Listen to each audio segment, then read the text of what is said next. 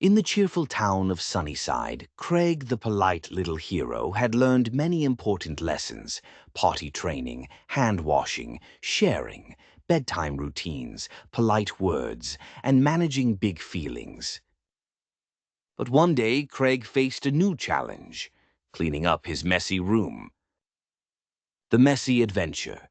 Craig had been playing all morning. Blocks were scattered, stuffed animals lay in piles, and crayons rolled across the floor. "Ugh, I don't feel like cleaning," Craig groaned.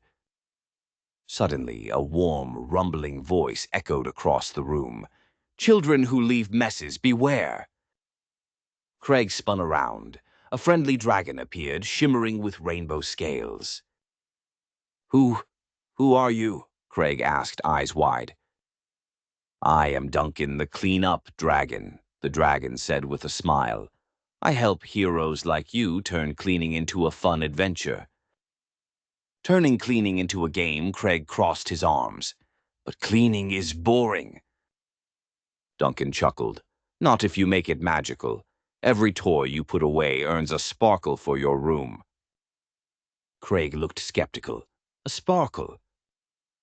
Duncan nodded. "Yes, watch this."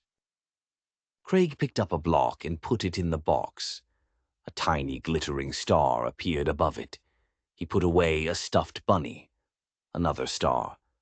Soon the whole room was glowing with colorful sparkles. "Wow, cleaning really is magical," Craig laughed. Learning responsibility. Duncan the dragon knelt beside Craig. Cleaning up is part of being a polite little hero. When you put things back in their place. 1, your toys stay safe. 2, your space is neat and welcoming. 3, you can find your favorite things easily. And best of all, it shows care for yourself and others. Craig nodded.